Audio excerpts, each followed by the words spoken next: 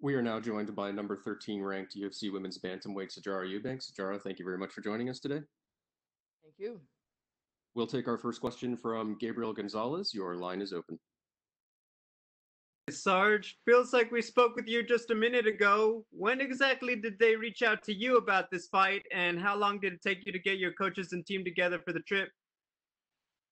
They reached out to me on Tuesday night, and I had an hour to figure out who was coming with me. So I got one guy, Ryan Cafaro's come with me.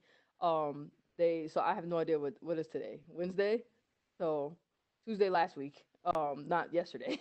So Tuesday last week they reached out to me. It was like Tuesday evening, and I was in New Jersey back home. They called me up. My management team, Ali, called me up, offered me the opportunity. I said yes right away. And after I said yes, I was like, all right, cool. When do we leave? He was like, in the morning. Figure out who's coming, and we had like an hour. So I called my three guys. One of them was ready to go, and so it's just me and Ryan here, and we're gonna rock and roll. You're coming off the two best victories of your UFC career so far. Do you feel like you've turned a corner personally in your training? Absolutely. I feel like I've turned a corner physically, mentally, emotionally in my life inside and outside of the gym. And it's showing. It's paying dividends. I'm feeling good. I feel like I've always asked to keep the momentum going into the Sarah Morris fight. I told my manager, like, right after this, I want to fight again no matter what happens. And I knew in order to get the frequency I wanted, I had to start winning these fights. And so that's what I've been doing. I've been putting up these W's, and you wish and you pray and you do, and the universe will answer. So here I am. I guess what made the difference? Was there anything, like new coaches, new training partners? Was it just a new attitude? I mean, what was just like that last ingredient you needed? Definitely the attitude, and definitely like I knew my two losses in the bantamweight division were close. I knew it was just tiny little adjustments I had to make. They were really closer, I think closer fights than maybe the scorecard shows. So it's more of an attitude adjustment. And on top of that, like, it's 2020, it's a pandemic, there's a lot of crazy things going on in the world, and I think I kind of took that. I think I do better under those kind of under such adversity. So I kind of was like, look, this can be terrible, and I can sit around and not fight for a year. I can take this opportunity. When I saw that Dana was cranking out fights and fighters were fighting frequently, I was like, this is my opportunity to take advantage of the environment as well. And so it's more of an attitude switch. I've had the same guys and the same coaches and the same sparring partners I've had since the Ultimate Fighter. I've been with Mark Henry in New Jersey and Ryan Cafaro and sparring with Caitlin for like 4 years now. So there was no change in coaches. It was all a change right here, and a change in my belief in myself. So the road to the bantamweight title, let's be honest, it doesn't seem very far for anyone. There's, with Amanda Nunes having defended it a couple times, it seems like it's pretty wide open. Ketlin was right there for a title shot recently. Do you feel like a win here could start getting you into that title conversation at 135? Heck yeah, it does. I mean, when a 13 comes in and beats a 6 on 10 days' notice, if that doesn't get you some attention, if that don't get you close, I don't know what else does. But that's my goal. My goal is to be the champion. My goal is to climb this ladder. If it's one rung at a time or four rungs at a time, I'm gonna climb it. So a win over Caitlyn definitely puts me top 10, top five even. That depends, but I think it's definitely got to put me in title contention. It's just like you said. I know the division is wide open. I've known it's been wide open for about a year now. So it's getting wider as Amanda's moving up to 45, and you see like Holm is back up, Aldana. Um, the division's up for grabs right now. Hey, thanks, Sarge. Good luck. Thank you. We'll take our next question from Damon Martin. Your line is open. Hey, Sarge, we've talked a lot about growing up and learning while you're in the UFC. You've kind of like grown up the stage. Your last couple of performances really have been outstanding, and also coming, going from flyweight to bantamweight. Do you feel like now you are a true bantamweight and really made the adjustments you need to make to make that climb up the title? Because a lot of people have kind of said since the Ultimate Fighter, you're a person we got to keep an eye on, but now it feels like you're starting to reach that contender status. Yeah, absolutely. I feel like I'm definitely a true bantamweight. I think having that discussion with myself and with my camp about moving from flyweight to bantamweight, The concern was the size, and I just trusted in my strength and my ability. My foundation in martial arts is Brazilian jiu-jitsu, and when I was doing jiu-jitsu, I was competing in the gi at 163. So I kind of just had to trust myself that I could deal with the size, and I haven't feel like I don't feel like I've lost any strength in this division. And if anything, I'm getting more athletic and stronger as I stay in this division, as I get used to my body at this size. And I love it. I think it's a great division for me, and I'm happy. I think we made the right choice to be here. Do you feel like that is an adjustment when you think about your first fight back at bantamweight, and then now in terms of putting the size on the muscle, the just understanding the differences. People think 10 pounds isn't that much, but it is much, and it is a big difference. But do you feel like that has grown and shown in your last couple of performances now that you feel like you are a true bantamweight? Yeah, it wasn't so much putting on size because I actually tried to put on size and I think that slowed me down. I think me trying to put on muscle kind of slowed me down with the Betskadea fight especially. So I think that was the adjustment, was understanding that I didn't have to put on so much muscle. I could rely on my natural body weight and really focus on my speed and my technique. Whereas when I was a flyweight, I was so muscular. I was cutting into my cardio to get down to flyweight. So that was more the adjustment, was more the technical adjustment at the size, the height adjustment, the reach adjustment at bantamweight, and not so much the muscle. I think that was kind of contributed to them first two stumbles I took. Was I was like, all right, I'm a bantamweight now, and I just was lifting like crazy. Instead of focusing on my technique, focusing on my martial arts, and focusing on my speed. So I think that's been the difference in how I've been able to turn things around and get some of these wins. There's no giant secret the magnitude of a fight like this, stepping in against a contender like Ketlin Vieira.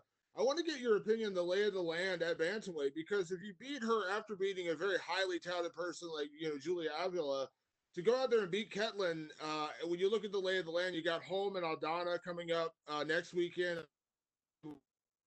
If Aldana wins, she's going to get the next title shot. But you got to believe that you're right in that mix with the win here, right? I mean, when you look at who's out there and who's actually fighting and active right now, I don't know. You kind of give me your idea on the lay of the land at bantamweight.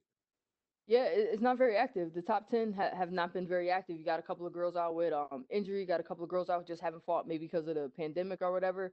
I think the Aldana home matchup is definitely a title contender matchup. I think the winner should definitely have a title shot. But yeah, after those two, like, who do you got? So, I take care of Caitlin like I should this weekend, and I'm definitely right up there with the talks. But we'll see how it goes. I don't like to look too far past my next matchup, so we're gonna focus everything on Caitlin this weekend, and then once we take care of the business at hand, we'll see where everything lays out after that.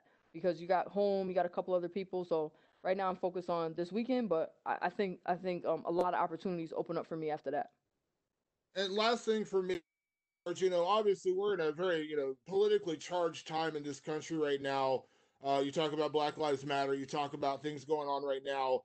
We saw last week, Tyron Woodley came out very strongly speaking about Black Lives Matter, and then we saw maybe some unfortunate comments from Colby Covington after his fight. I want to ask your opinion on that and athletes speaking out in the UFC and kind of where you stand on that, because obviously it feels like there is a platform and athletes have a way to speak to people on a larger platform like this. Then you have other people saying, "Oh, stick to sports, don't talk about it, don't address it." But then again, it's kind of hard not to when you see things like what Colby does. It's kind of hard not to address things like that, right? Right. So let's be real. First and foremost, it wasn't unfortunate. It was flat out racist. What Kobe was saying. It was racist. It was disgusting, and quite frankly disappointing. But at the same time, like, the one thing I do appreciate is UFC lets whoever say whatever. They have never muzzled us as fighters. If you want to talk, or you don't want to talk. You want to be political, you don't want to be political. And I have to appreciate the fact that the company lets us say what we want. So you know, it is America, and everybody can say what they want, but I think to be fair, I think guys that talk like Mike Perry and Colby Covington, I think a lot of things they say are racist and disgusting. I think it should be reported as such, instead of unfortunate or controversial. Like let's be real, it's racist. Like, he's calling the guy a Marxist and a communist, and he's saying that he's un-American. Like, if you were born in this country, you're an American. I don't give a damn. Like, if you were born in this country, I don't care what your background is, what your race is, what your socioeconomic status is. Like, you're an American, and that's it. To have another American say that you're not, I think is flat out fucked up. And you know,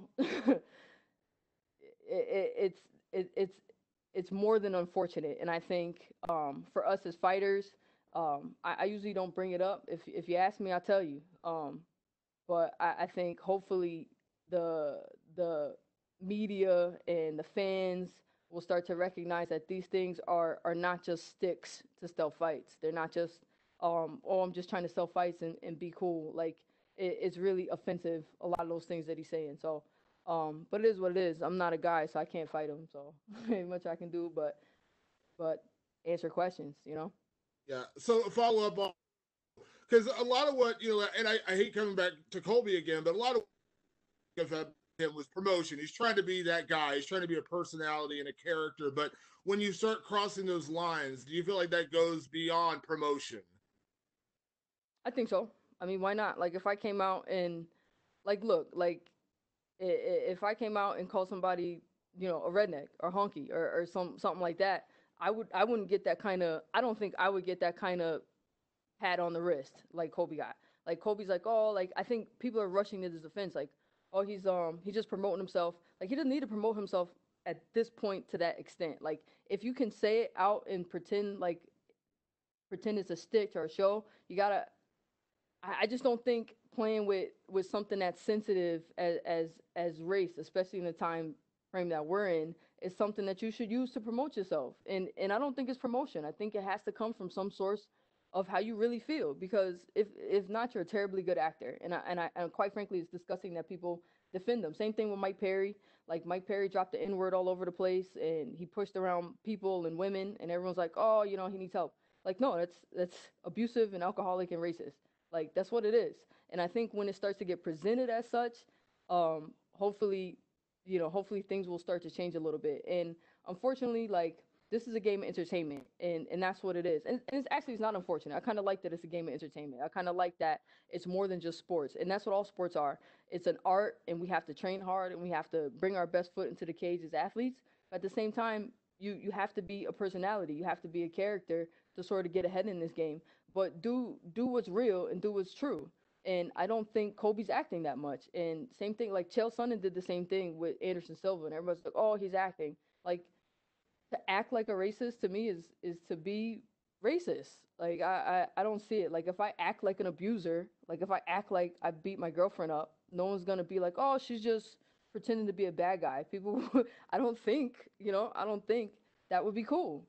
So that's just my opinion on it. I think people are kind of letting it slide by saying it's a production. And I think you can sell tickets and you can sell yourself in a way that's not so blatantly offensive to so many other people.